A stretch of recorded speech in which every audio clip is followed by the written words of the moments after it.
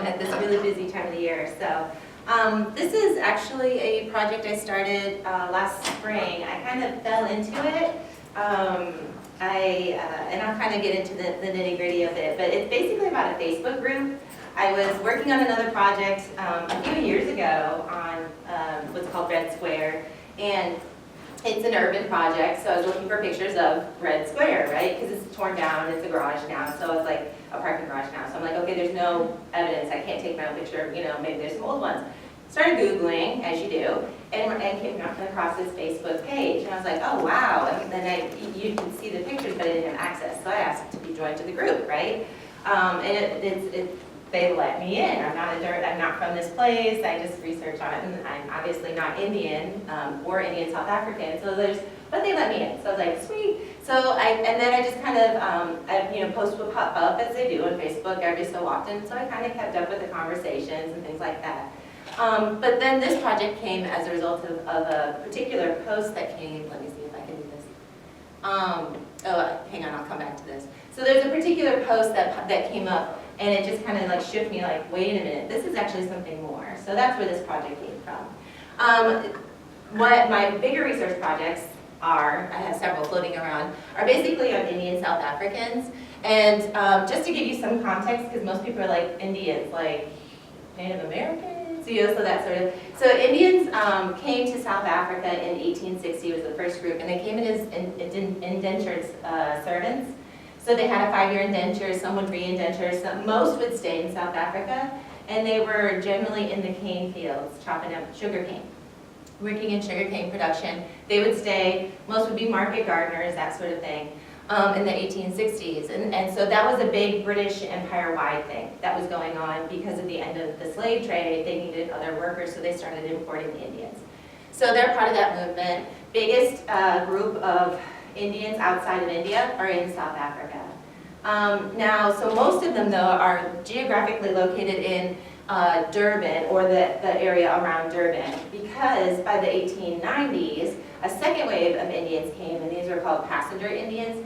They're merchants, they're more wealthy. They were coming in and setting up shops in towns and trading with the Africans, black Africans, and also the whites and things like that. But they were starting to compete. In Durban in the 1890s, there were as many Indians in the city as there were white people. And the white people started, as 1890 white people do, they started freaking out, right? Oh, we're being invaded by Indians, those sorts of things. So they started making legislation, which is really the beginning of like the pre-apartheid type of, restrict where they can live, restrict where they can move, all those sorts of things, right? So that's where this kind of the beginning of this movement of Indians in South Africa. And so my project actually focuses on, what I work on is post-World War II. So when, right as apartheid is starting, what are the Indian reactions to it? The Indians are only 3% of the population, but Durban itself, so this is an older version, the 1903 cityscape, right? Durban itself is where the majority of them live because of these pre-apartheid laws, right? And so the Casbah, which is what this group, this is the Facebook page, right? So what this group actually deals with is what they call the Casbah. So during apartheid, this area here that's in the circled area was kind of what they call a black spot. So they try to push out all the Africans and all the Indians from the city center, what they call the CBD, Central Business District. However, this little area right here they were able to kind of carve out this space, partially because they owned it, because those laws were in place before apartheid, that they could actually own this territory, and because the whites didn't necessarily use it, but also because the whites liked having people, the market gardeners, accessible, right, and having things like that. So it was a spatial battle, those sorts of things, which isn't really what my research is. But the Casbah is what they called it. The Indians called it, right? And so this area and it's bounded. There's different people define it different ways, but it's basically, the whites are on this street, the Indians are on this street. Gray Street is where the Indians are. West Street is where the rich, the white shops and things like that. And so they're next to each other, but they don't intermingle. So there's no actual wall, but there's kind of a metaphorical one because of apartheid. So the reason I work on urban history, since most Indians are in Durban, and so what my projects end up looking at with this group is that the Casbah, this particular area, is geographically bounded, right? Because they can't expand, they can't move out of it. There's no, they say there's intermingling, and we'll talk about that. But generally, it's almost all Indian within this area, right, that live there and work there. But despite that, and it's temporally bounded from about the 1950s when apartheid starts, with some history there, and it ends in the 1980s because the Indians start moving out and Black Africans start moving in because the end of apartheid is coming and the laws change. So it's this kind of interesting moment, right, of space and time that these people are identifying with. But there are 12,000 people in this group, right? So there's a ton of people that have memories or curiosities or nostalgia and all this stuff, and they're sharing all this stuff on this group for this really kind of small niche thing. So that first of all said something to me, right? That there's something about this here that this group is so big for such a small population. So then I came upon this post, like I was talking about when I was in my intro, right? And it just popped up, and I actually know that I've been to, or some of my research actually is collected from the center. They're trying to revive Indian history and things like that. And Buddy Govinder is one of the admins. There's two admins, and so he posted this, and it says, "A friend had sent this to me via WhatsApp yesterday. Sadly, it seems our group were not even notified, exclamation point. I guess we were probably not, quote, academic enough." And I was like, ooh, okay, zing. I was like, okay, because, being an academic, I'm like, whoa. Anyway, it seems to be a wonderful initiative, one that we should be encouraged. I sincerely hope it goes well and maintains momentum. If you're included in this society, please keep us informed as and when. But in the meantime, be assured the Casbah family, which I thought was an interesting usage of words, will continue to put out all our, of course, all caps, right, history. So the phrasing of that just struck me like, okay, first of all, they see it as their own collection. There's something very organic about this, and there's a lot of meaning. And then the fact that they're like, oh, we're not academic enough. In other words, like there's some sort of illegitimacy about what they're doing, or they're not feeling legitimate even though they know they are. So it just started all the questions, right? All the questions, and that's what this project basically came out of. So what my argument essentially is that it is pretty legitimate, and then the more I dug into it, the more I'm like, yeah, no, really, this is like a treasure trove that people are missing, right? And I'm not to say that most academics don't look at these things, but there are tons and tons and tons of groups out there. And these I feel like generally speaking though, we don't take them for the richness and the value that they are.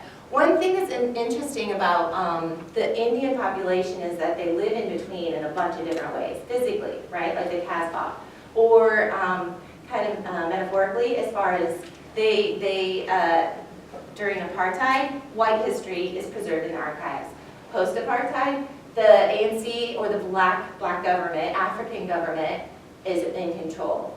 The Indians feel there's such a minority in both places that they feel like their history is not being recorded anywhere. And to a point that's true, which is why, sorry, I'll go back, this history, the 1860 Heritage Center was created. But it took private funds to do so. There's virtually no public funds going into it, right? So the Indians, as they have been doing since 1860 when they came, they set up their own schools, they set up their own businesses, they kind of do everything on their own. Now they're feeling like they need to do their own history as well, their own archives as well. And where's the best way to do it? On Facebook, I guess. Right? So I'm using social media. And there's so many wonderful things to it. One of my favorite things, and this is so the functionality of the group, you can search it. Those of you that are historians and have been in archives and looked through finding guides and like the headache of like trying to actually locate some of these materials, like Facebook, you just type in that little search box and like, oh, this stuff comes up, right? And it's wonderful. I love the accessibility of it and things like that. And they say that another thing that's kind of interesting that's come out of this too is that the group was actually closed up until a couple weeks ago, and then they switched it to private. So one of the things about it being closed is that the people feel safe, right, and so that they can share their stories or their ideas, their contributions, things like that, and feeling kind of protected, like they're in a family. Like this is a group of people like-minded, even though there's 12,000 people, right? So it's kind of that weird false sense of security there. The reason and I'll come back to this notion that it's private here in a minute. But, so one of the main reasons or one of the benefits of them feeling that it's safe is that they're willing to share stuff. And so you can get a lot more kind of honest information, being mindful, of course, of nostalgia and memory and all that stuff, which I'll show you guys some evidence of, we'll talk about that as well. But when I started kind of trying to figure out the methodology of how he was going to start looking at the stuff, my first impulse, because of that kind of safety atmosphere and the type of information and the way that people were talking, I thought like an oral history approach would actually make sense. And so I went to IRB and I said, how do I do permissions? They're like, well, because oral histories, you don't really need to. And then they're like, just do the the industry standard norm. What do you do? I'm like, well, you fill out a permission slip and give it to each person. I'm like, I'm quoting like 60 people. It's a group of 12,000. Like, so I went to the administrators and they're like, oh no, just put a post on there. I went to the Oral History Association. I went everywhere. I'm like, how do we do this? And then I realized nobody's doing this, so that's why nobody knows how to do this. So I'm like, okay. Now how do you do this ethically with nothing as far as within historians that we are doing this, right? So then I'm like, okay, so I go back to the administrators and I make a post. I said, hey, I'm doing this project, this is kind of what it is. I'm gonna tag all the people, which is another function that's awesome, you can tag people. So you can actually pull out different individuals. But then you can, I'm gonna tag people and say, hey, let me know that you give me permission. And I guess they said that that'll work. Put the post on and it blew up. Lots of people commenting, things like that. And I'm like, oh, this is great. A lot of them wanted to see the paper, which I'm like, that's great. It also allows a lot of collaboration. They can actually give input. There were a couple professors that are on the group that actually, there was one woman, she said that she used the group to connect. She does Indian women's history, so she connects with them. That's how she got all of her participants. When I went around to do oral histories for my previous work, I literally I was dependent on the few people I knew in South Africa to take me to people to interview. And I was interviewing older people, so then I went to the old age homes and just kind of like cold call people. I'd show up and knock on their door and say, hi, do you mind doing an interview?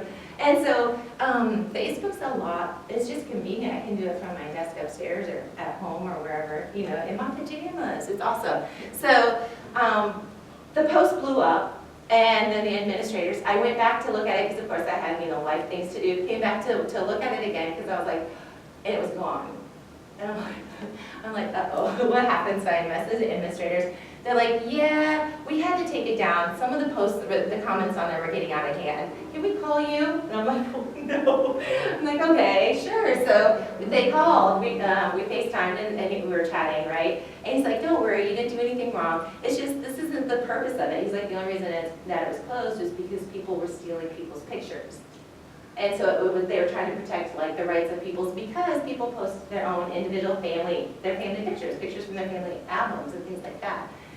So after this whole rigmarole, he's like, no, just cite the group and you're fine. So I'm still kind of swirling through that, like how on earth do I go through the appropriate. But what made me think of that, going through that whole process and talking to other colleagues, the way archives are set up in South Africa, most of the public ones are open, right? But there are some that are closed that you have to just get permission. You have to show them what your research project is, and then you have to get permission in this end. And then the administrators of the archive let you in. So then I'm like, okay, maybe this isn't so much oral history as it is just a closed archive. And I'm like, I can still use the two things. Anyways, I'm still working through that, obviously. So that's been a big kind of interesting aspect to it, too.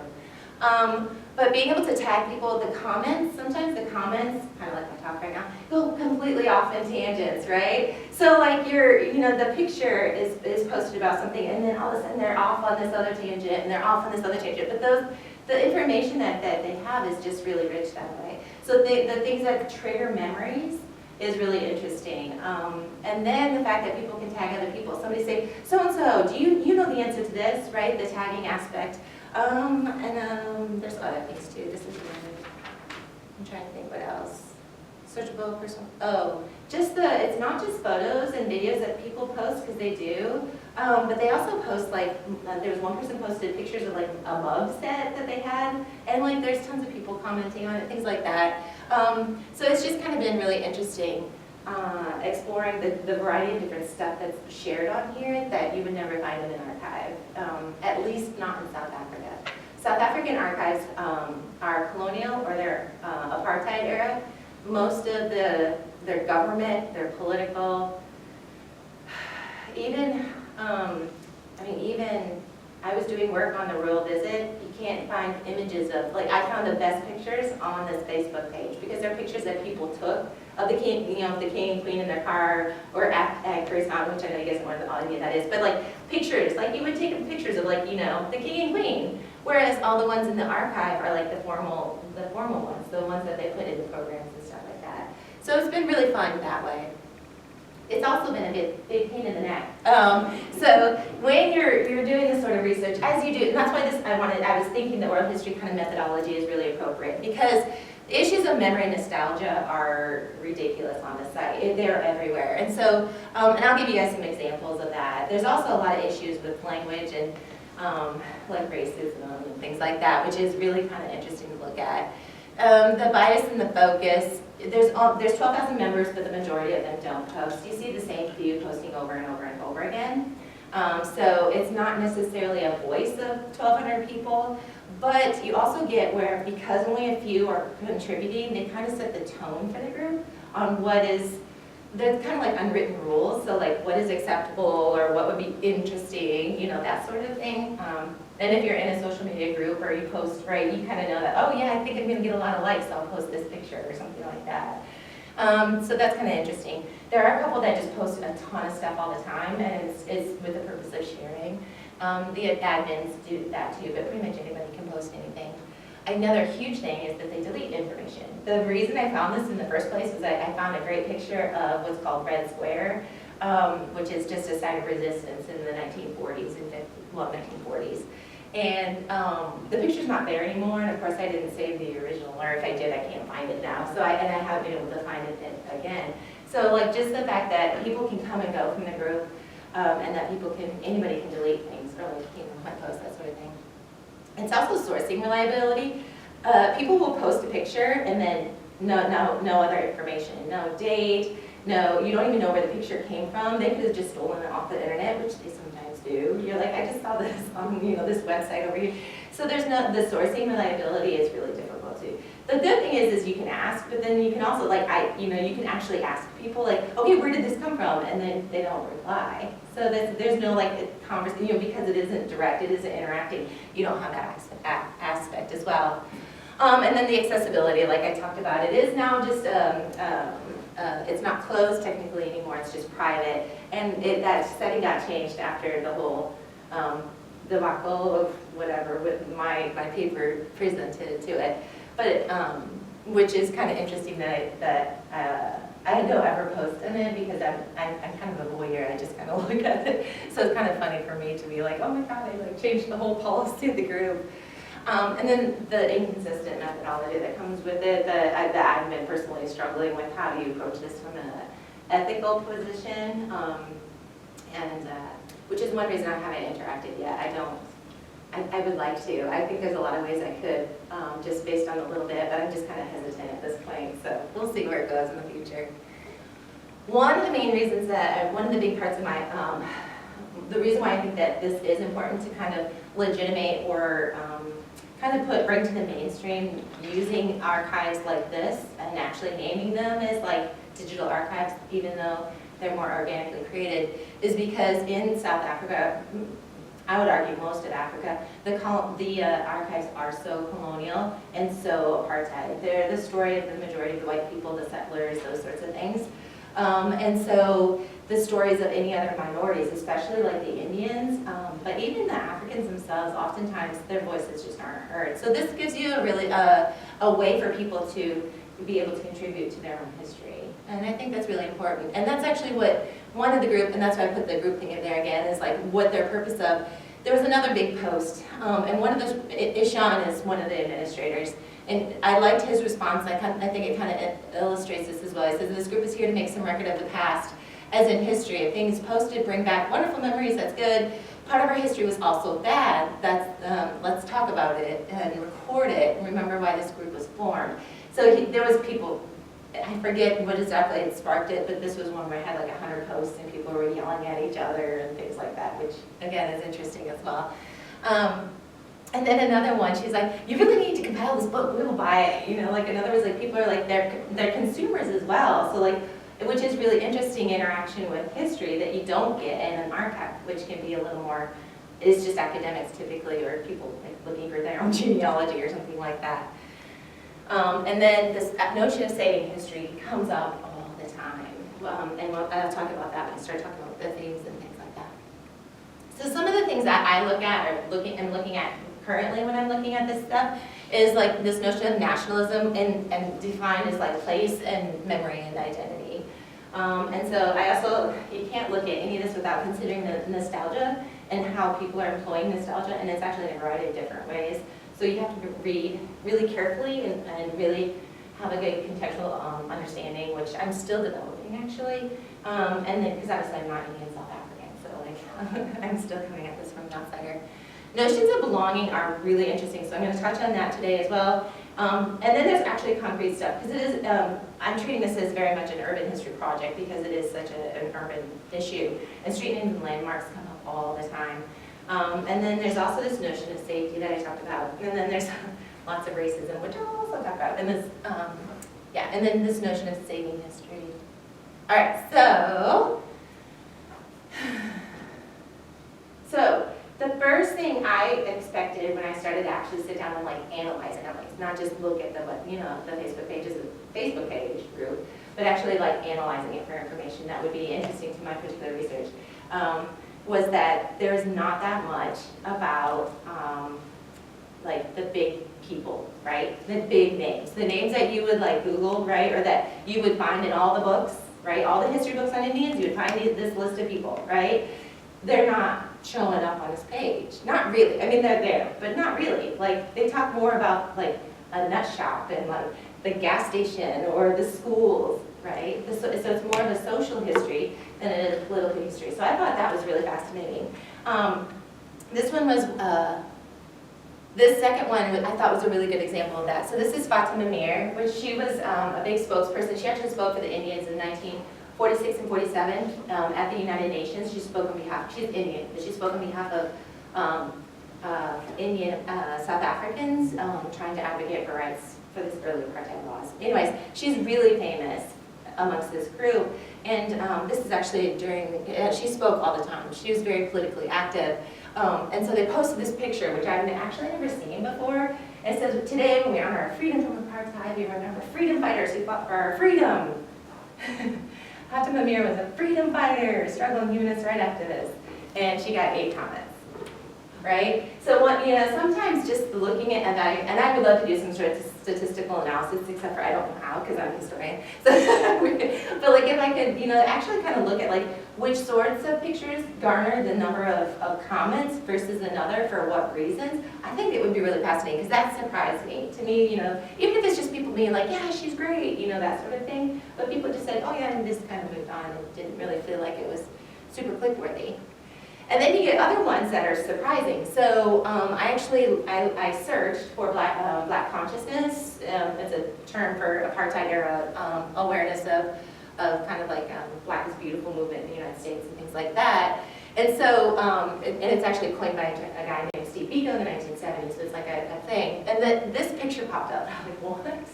And so, and even the caption says, I was so taken back by seeing this little church in Beatrice Street and things like that. There's 30 comments about this church, right? And I'm just, and it turns out some of them, apparently Black consciousness movement people used to meet inside this church. But I just found that really interesting that a church would trigger 30 comments, and then Fatima Mir only had 8, but then some of the comments were political. So in other words, if you were like just kind of in a traditional archive, that sort of information gets buried, right? When you see it a lot of the times, at least in South African archives, because it would just give you the picture, like the information about the church. It wouldn't actually have people's comments and their memories on it. All right, so so there's a lot of research on nostalgia, especially when you're looking at memory studies within like historical or oral histories and things like that. But within urban history, there's oftentimes, there's a variety of different ways that nostalgia is kind of defined or understood. And one way, if you look at it, is like people attach ideas and emotions to buildings and street names and things like that, especially if they're not there anymore, right? So oftentimes nostalgia is this thing where that place doesn't exist anymore, it's torn down or things like that. Well, the buildings are still there. It's just that very few Indians actually live in that area that used to be the Casbah anymore. In the 1980s, the end of apartheid was coming. They were starting to deregulate who could come into the city, and so a lot of black Africans who weren't allowed in the city before started coming into the city because they wanted work. They needed work. So you had this huge influx. Well, the whites didn't allow them into the white areas, so the only place for them to go was the Casbah. The Indians didn't like that, and so they moved out. And so by the early 90s, the Casbah is now pretty much all black African. So and then couple that with the street names get changed after apartheid ends in like 2007 or so, they start changing names. So you get this what Delamini calls native nostalgia, which is kind of this like looking back to this moment that of it being like despite there being something not ideal going on, they idealize its past, right? So this is an example of Clover Beach, which was the Indian-only beach in Durban. And some of the comments that I found really interesting, it says, now this looks like fun, the old Indian beach, right? And then awesome memories, wish we could bring back the good old days. Good old days, literally, if you can search that, because it's a term that pops up all the time, it's crazy. And then 10 fish sandwiches. I wish we could go back to those days. All the beaches were not open to us, but we were happy, right? And at least we could all go to Clover Beach, and we can't do it anymore. So I thought that this was a really, really good example of what you find throughout this entire Facebook page, and you have to be really cognizant of reading about, is like why they feel like they've lost something. And why the purpose, and that's at the root of this whole Facebook page to begin with.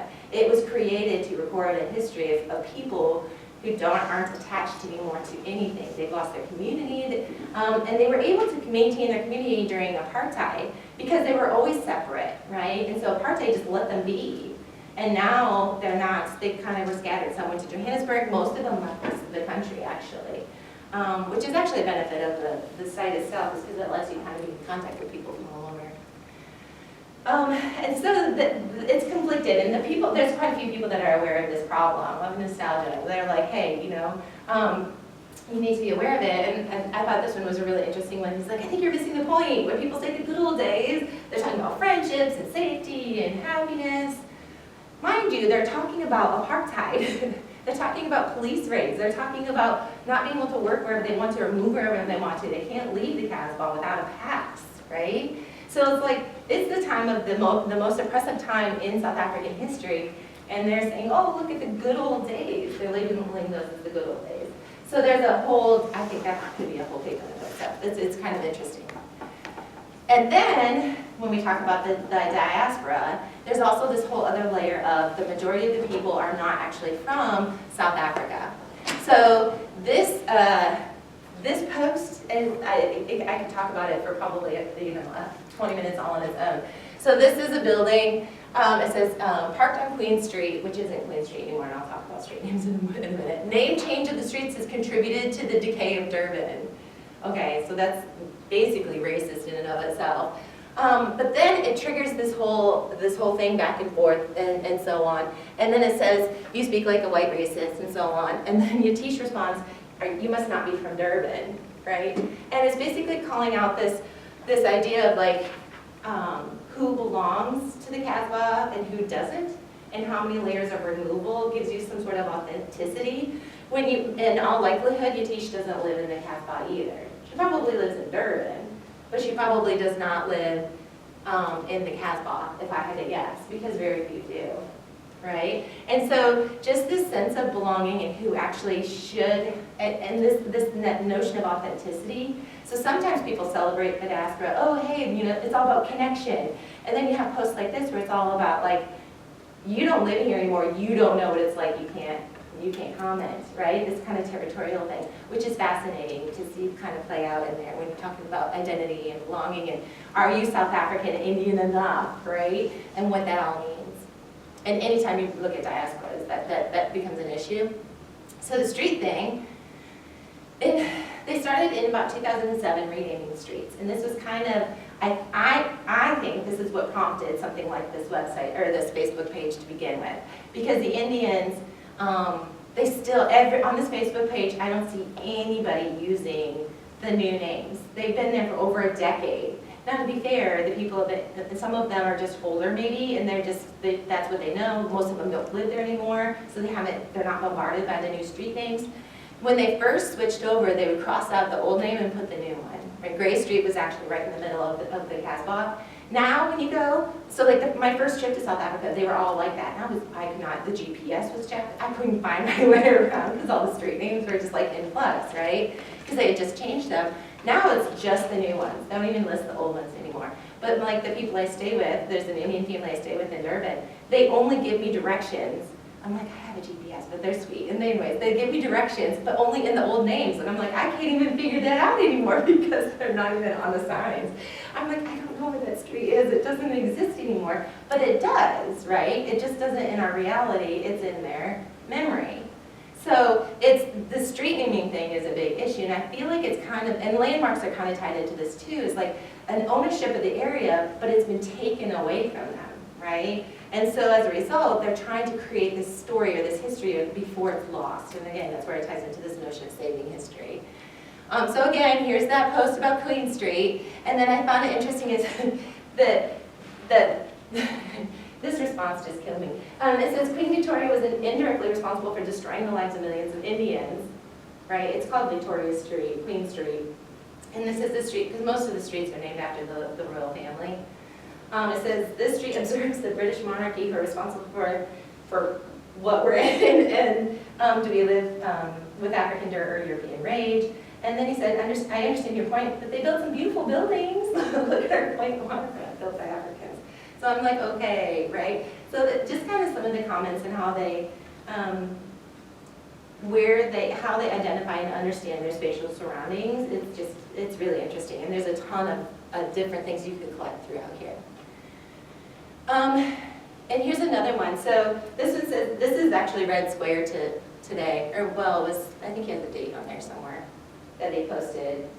But it's a contemporary picture of it because it's now a parking garage. But then this notion of we feel so proud to attend a meeting, right, held at the Red Square. So this person would have, Larry Knight is probably 80 years old at least, right? So so for me, this is like where my research actually, and the fact that he's like the Red Square. There's a sense of belonging and a fight back in our simple way. And the turnout seems to be huge.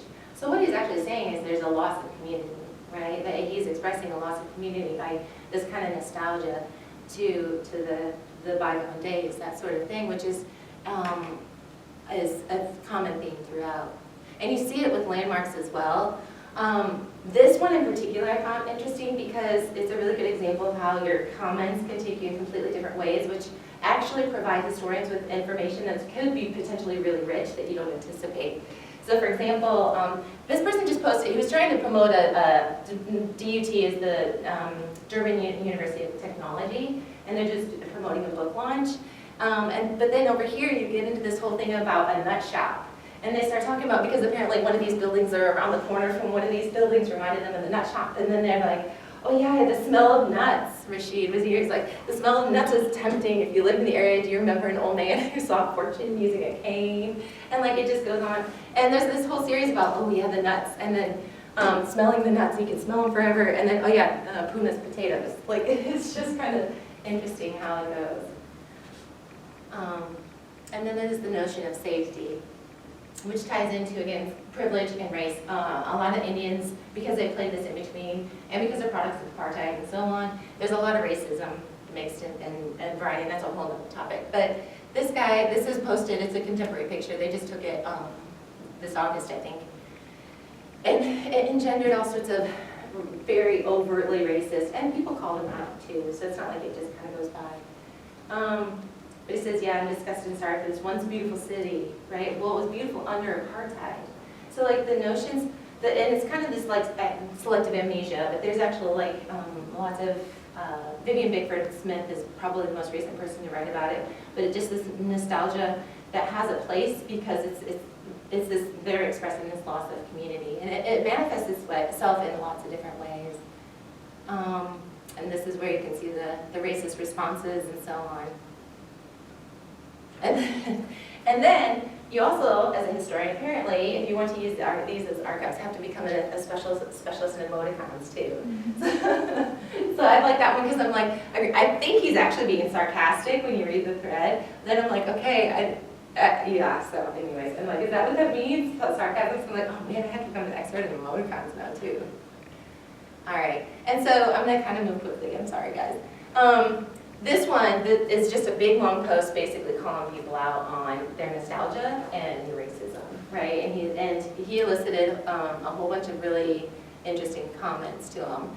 This guy, this one was, I thought, really interesting because right here he starts out with Eid, Diwali, Christmas, soccer, hopscotch, and he's talking about how diverse the Casbah was. And I'm like, yeah, those are all Indian religions. That's not diversity. You're not talking about any of the Africans or African languages, things like that, right? So their notions of how they're defining themselves and the diversity also comes out in this in a lot of different ways. So. Yes, and this one, I'm so tired of people. They had posted a picture of the beachfront, and everybody's like, oh yeah, it used to be so nice, now it's crap, basically, what people were commenting. And he just calls them out on it. He's like, I'm so sick of people saying this. It's not actually, we're actually doing better now than we did under apartheid, right? But it's not that, so it's really having to read across the grain or against grain, right? Like you would, a lot of oral history is trying to get to the root of what people are actually saying and why, to kind of make sense of it. But when you can do that, there's a ton of really rich stuff here. My favorite is here, as he said, thank heavens for progress. He's basically just saying, I'd rather have it the way it is now, not from apartheid, right, than to have it be under apartheid. And then, these are some really long ones, but it says, basically they're saying, the administrators, you guys are awesome, you're saving history, right? So this one, bringing multi-generations together. This one, the students build down to younger generations. It's all about this notion of preserving history. And then my favorite here is she's talking about, the all caps, it just kills me, right? But she's talking about, our only hope is that our children look into the material caliber of your archives, right? So the legitimating of this space is something that's really important to the fact that it's going to influence the future for their children. So basically, I think this is I'm hoping the move for the future, that the organic nature of the way that these archives are created, the fact that anybody can contribute to them is incredibly empowering. I do feel like tends to be a bit of dismissiveness amongst academics, kind of by that original post that kind of sparked my interest in this project, because I do feel like that they're not, at least maybe in South African terms, they're not given the position or the place of equity that the archives would, the actual, like national archives or something like that would be given. So I think there's a really important place here. I do think you need to be very careful how you read them, but it's giving a voice. It's giving a voice to the people who aren't able to, whose history isn't recorded pretty much anywhere else, and it's an incredible wealth of information and stuff too. So thank you. Sorry, I talked long time.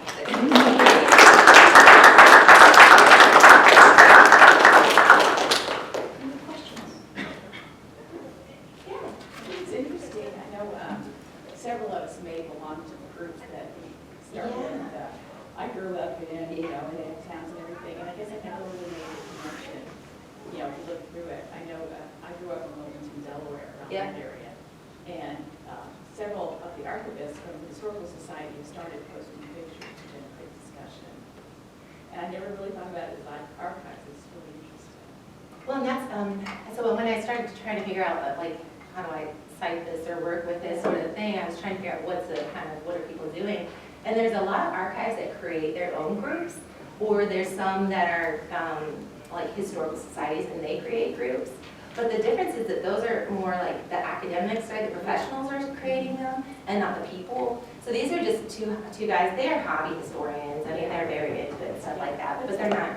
But it's different as a result of the group's That's different. what this group is, but I guess the so-called academic historical society is kind of That's joined awesome. in. Because they saw it too then. Yeah. I think that's wonderful. suddenly struck by not just how interesting this particular study you're doing is, but how important this as a method is. I think like every day we're losing stuff. Every day when there's a house that's being shut down because someone has died in the family, and all these pictures are being thrown away, right? And there's this vast treasure trove of information out there that we haven't plugged into yet, but we can if we want to. As historians, as social scientists, we can start our own variations of this. So listen, I'm interested in this kind of research. Who out there has got this information, and people want to share their past, and suddenly you've converted this stuff that's just dispersed in society into something that can be used not just for to save it, but to do social science or history with it. It's just like I'm blown away by this. Yeah, it's fantastic. Yeah, that's it. Well, and that's what it really was, that one post. So I can't even really say it was my idea, but like just them saying they're not academic enough, and I was just like, but they are. I mean, it's a legitimate space of sharing. So one of the things that occurs to me while you're talking about this is the way in which certain kinds of history are privileged and others are not. For example, not that this isn't important, but all the interviews that have been done with World War II veterans that are now in the Library of Congress, you can go and look at those. But the idea that you would want to save the memories of people who lived ordinary lives under extraordinary conditions, to be sure. But, the idea that somebody would want to save that, well, that's not being privileged by the forces that be, the powers that be. But these people are doing it on their own because it's important to them. And I think maybe the powers that be need to take a look at what people think is important to them, especially given the fact that people are always attacking history as being useless. I know, right? Yeah, they're over and over, they're saying like how important this site is. And what kills me too is it's free. Like it's a free sharing of information. So like one of the reasons that the South African archives right now, at least within that context, they're struggling, and I think it's a global thing, I know it's in the United States too, is just funding and keeping things open and digitizing stuff, right? Well, like, they're doing it, like, every day, all the time. There's definitely issues with it because they're not professionally trained, right? And there's that whole thing with it, but it definitely tells the social history that is left out. So I think that's important. I think it's incredibly interesting, and I like that they get to tell their story too. It's not, they get to say in it. And they were so excited when I posted. I'm like, don't break the internet, please, like, but like they were apparently like quite overwhelmingly interested in what I had to say, like how I was seeing their contributions, which I thought was like them screaming like, yes, please, tell their story. So yeah. So in Facebook, I started thinking whenever you were showing a lot of comments, a lot of text. So when you log into Facebook, go to their page, and how do you do that in terms of the data collection, data? So, yeah, it's overwhelming. It is. So I started, it is. So I had to figure out, I didn't even know how I was going to start doing it, because there's not really a good model. And that's where I started. It's like, okay, how do I do this? I'm like, nobody's doing it, I don't know how to do it. So, and I literally went to the search box and typed in, because that's what I did originally when I first went to it, was to look for pictures to use in a presentation. It was kind of like, again, not privileging it, right? And so I said, okay, well, what is the stuff I'm interested in? And then I put those in, and then it kind of grew from there, because I started deliberately reading all the comments and thinking about them, and then I was like, oh, okay. And then I was, well, what are some themes that are coming out through here? So that's like the street names, it was all repeatedly, because it's ironic, because it's supposed to be, by the group, it's supposed to be 1950s to 1980s, but there's contemporary politics and all sorts of stuff on there. So it's really actually quite wider than that. So trying to filter through things. So that's kind of more or less how I started, was my interest areas. And that's why I think if you're like an ethnographer or, like they would look at this and see completely different things too. So that's why I was just trying to give you some examples from my tiny little viewpoint. So, Any other questions? What were the 1949 riots? Did it have anything to do with Indian independence? Did South African Indians care about India? They care a lot about India, actually, yeah, but no. The 1940 riots, that was actually one of my first projects, actually, way back in grad school. So, but it was a conflict between an African boy and an Indian shopkeeper in the Casbah, actually. He like broke a window and then so he hit him on the, I don't know, it was some conflict and it blew up. It was, apartheid started in 1948, and so 49, it was just, it's not surprising that there was a conflict. People were just, there was a lot of anxiety, but they ended up, there were 150, I think, 180, something like that, people died. So a lot of people died, a lot of women were raped, people were burned in their houses.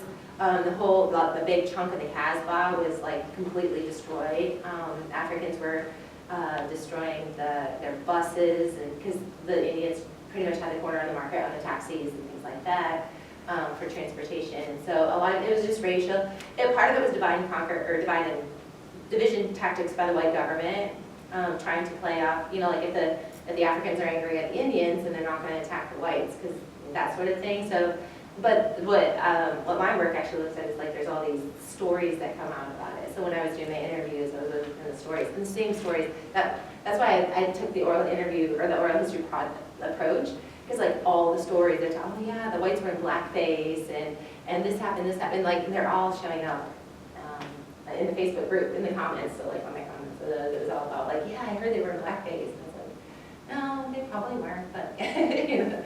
So yeah, it's one of those things that lives in their memory still, even younger generations. They know it's one of those moments in Indian history.